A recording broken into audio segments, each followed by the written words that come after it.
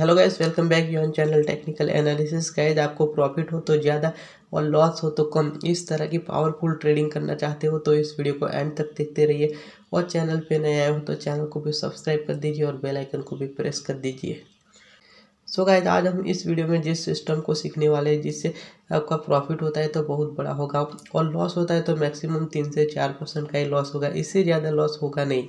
तो गाइस, ज़्यादातर लोग क्या करते हैं, अगर 1000 का स्टॉक को बाय करते हैं तो 1050 या 1100 का वो टारगेट लगा देते हैं। तो ये तरीका बिल्कुल गलत है। तो हम यहाँ पर दोनों चीज़ को समझेंगे। अगर आपने किसी स्टॉक को बाय किया है और स्टॉक आपके डायरेक्शन में ऊपर जाना स्टार्ट कर दिया और आपको प्रॉफिट आना शुरू हो गया तो आप क्या कर सकते हो। और दूसरा तरीका, अगर आपने किसी स्टॉक को बाय किया और स्टॉक आपके डायरेक्शन से विपरीत जाना स्टार्ट हुआ, यानी कि लॉस में आपका ट्रेड जाना शुरू हुआ, तो आप क्या कर सकते हो। हम दोनों को समझने वाले हैं प्रैक्टिकली।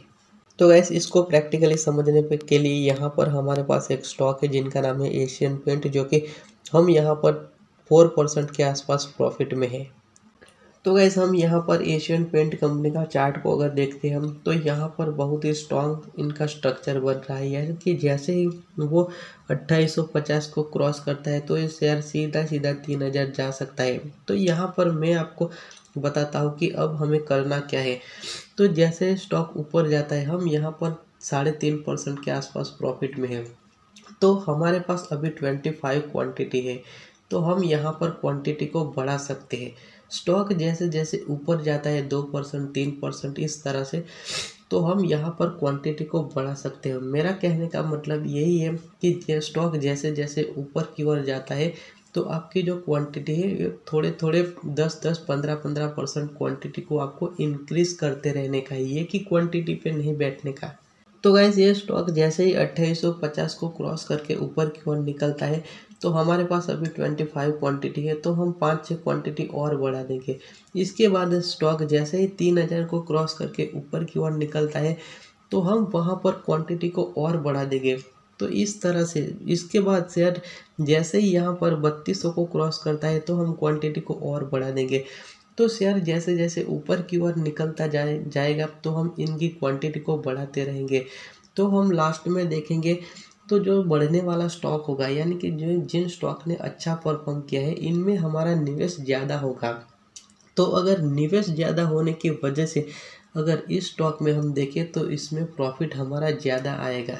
तो इस तरह से सिंपल यहाँ पर मेरा कहने का मतलब यही है कि किसी स्टॉक को अगर आप बाई करते हैं और आपके डायरेक्शन में ऊपर की ओर जाना स्टार्ट हो जाता है तो आप धीरे धीरे क्वांटिटी को बढ़ा सकते हो। सो गाइस, अब हम समझने वाले हैं कि किसी स्टॉक को अगर आपने बाय किया और वो स्टॉक लॉस में जाना स्टार्ट हुआ और आपको लॉस होने लगा तो आप क्या कर सकते हो।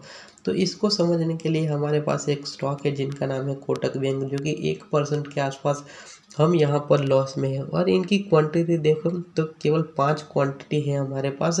हम यहाँ पर समझते हैं कि इसमें हमें क्या किया है और आगे हमें क्या करना चाहिए।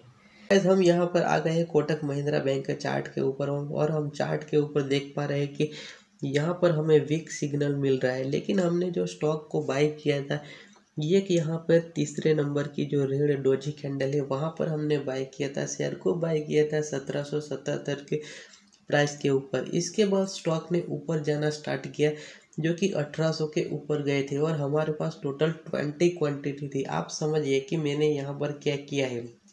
तो मैंने जब बाय किया था तब मेरे पास 20 क्वांटिटी थी। शेयर ऊपर 1% गया था तो स्टॉक 1800 के ऊपर गया था और जैसे वो नीचे गिरना स्टार्ट हुआ तो 1785 की प्राइस पे हमने जो आधी क्वांटिटी थी वो हमने बेच दिया था। यानी कि मेरे पास 20 क्वांटिटी थी, इसमें से मैंने आधी क्वांटिटी बेच दिया, यानी कि मेरे पास अब बची थी 10 क्वांटिटी। लेकिन दूसरे दिन आप देख सकते हो कि दूसरे दिन भी शेयर ने उनका ट्रेंड था वो कंटिन्यू कर लिया, यानी कि दूसरे दिन भी स्टॉक में 1% के आसपास गिरावट आ गई। तो हमने क्या किया, दूसरे दिन जो हमारे पास 10 क्वांटिटी बची थी, इनमें से भी आधी क्वांटिटी हमने उसी प्राइस पे बेच दिया था। तो मेरे पास पहले 20 क्वांटिटी थी, 1% शेयर गिरा तो हमने आधी क्वांटिटी बेच दिया। इसके बाद दूसरे दिन फिर 1% शेयर गिरा तो हमने फिर आधी क्वांटिटी बेच दिया। तो पहले 20 क्वांटिटी थी, अब हमारे पास केवल 5 शेयर की क्वांटिटी है। तो यहाँ से स्टॉक गिर सकता है और फिर से 1700 की ओर जा सकता है। लेकिन अगर यहाँ से स्टॉक गिर भी जाता है और 1700 तक चला भी जाता है तो हमारा उतना नुकसान होगा नहीं, क्योंकि हमारे पास ज़्यादा क्वांटिटी है नहीं। अगर पहले 20 क्वांटिटी जब हमारे पास थी, अगर वहाँ से हम नहीं निकलते तो हमें ज़्यादा लॉस हो सकता था, लेकिन यहाँ पर हमें ज़्यादा नुकसान होने वाला नहीं है, तो हम इनको होल्ड भी कर सकते हो। सो गैस, मेरा यहाँ पर आपको कहने का मतलब सिर्फ इतना ही है कि अगर आप किसी स्टॉक को बाई करते हो और अगर स्टॉक आपके डायरेक्शन में जाता है तो वहाँ पर आप क्वांटिटी को बढ़ा सकते हो, यानी कि अपना निवेश को बढ़ा सकते हो। और जिन स्टॉक अगर आपने बाई करने के बाद आपके डायरेक्शन से विपरीत जाता है, यानी कि लॉस में वो ट्रेड आ जाता है, तो इसमें से आप निकल सकते हो। या किसी भी स्टॉक आपने बाई करने के बाद अगर आपके डायरेक्शन से विपरीत जाता है तो आप इन स्टॉक से निकल सकते हो। तो आप लास्ट में देखोगे तो जो बढ़ने वाले स्टॉक हो गए, यानी कि जिन स्टॉक ने अच्छा परफॉर्म किया है, इसका पोर्टफोलियो में, आपके पोर्टफोलियो में ज़्यादा क्वांटिटी होगा, इसमें निवेश आपका ज़्यादा होगा। और जिन स्टॉक ने परफॉर्म नहीं किया, इनमें आपका जो ज़्यादा क्वांटिटी होगा नहीं। तो ओवरऑल देखोगे तो आप प्रॉफिट में ही रहोगे। मेरा कहने का सिर्फ मतलब इतना ही था। अगर वीडियो पसंद आए तो लाइक कर दीजिए और चैनल पे नए हो तो चैनल को भी सब्सक्राइब कर दीजिए। Bye bye, fan out.